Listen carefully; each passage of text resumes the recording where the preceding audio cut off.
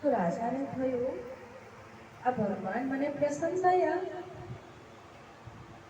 તો ચાલો મારી પ્રજાને પણ દર્શન કરાવો. પ્રજાને કન્વિન્સ કરી, બહુ મહેનતથી કન્વિન્સ કરી.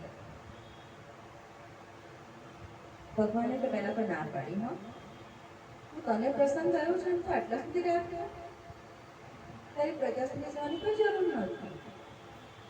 પણ કે ના ભગવાન, મારી પ્રજા તો મારા બાળકો છે ને, એટલે તમે દર્શન આપો. ભગવાન કે નહીં મજા આવે, પણ કે ના ના આપો ને દર્શન, તો કે કઈ વાંધો નહીં. કન્વિન્સ કરી પ્રજાને. જે દિવસ નક્કી કર્યો હતો એ દિવસે પ્રજાને લઈને આગળ રાજા રાણી, પાછળ પ્રજા. આ મહાદેવી માયા મૂકી.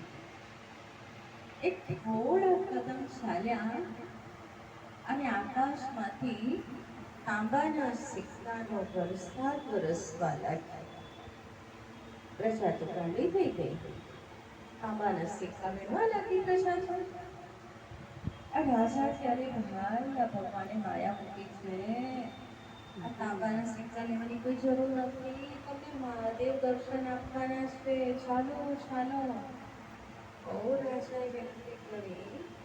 થોડી પ્રજા ત્યાં જ રોકાઈ ગઈ સિક્કા મેળવવામાં. થોડાક ચાલ્યા આગળ, ઘડી પછી માયા મૂકી ચાંદીના સિક્કાની.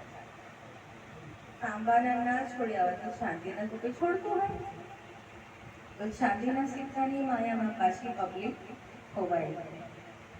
રાજા બહુ વિનંતી કરે, ભાઈ કહેવાય મારું માનો ને, ભગવાન મળશે તો બધું મળશે, આ સિક્કા છોડો, મારી સાથે ચાલો. થોડી પ્રજા પાછી એમાં રોકાઈ ગઈ. થોડા આગળ ચાલ્યા, પાછા થોડા કદમ ચાલ્યા, વળી પાછી મહાદેવી માયા મૂકી સોનાના સિક્કાનો વરસાદ. હવે તો ભાઈ કોઈ રાજાના હાથમાં રહે ખરું? ભગવાને ના પાડી હતી ને, એ નહીં મજા આવે, રેવા દે, તું એકલું જ મારા માટે કાફી છે. હવે સોનાના સિક્કા મેળવવા બધા લાગી ગયા. બહુ મહેનતે રાજાએ કહ્યું ભાઈ રેવા દો, ભગવાન મળશે તો બધું મળશે, છોડી દો સિક્કા. બહુ ઓછા સાથે ચાલ્યા, પાછા થોડા આગળ ચાલ્યા અને હીરાનો વરસાદ. હવે તો રાણીએ ગાંડી થઈ ગઈ. પ્રજા તો પ્રજા, રાણીએ કે હવે હું નાવવા. રાણીએ એના વસ્ત્રમાં કોટલા બાંધવા મળ્યા હીરાના. ના કોઈ સાથે ચાલ્યું. અંતે રાજા એકલા જ ભગવાને નિર્ધારિત સમય આપ્યો તો પહોંચ્યા.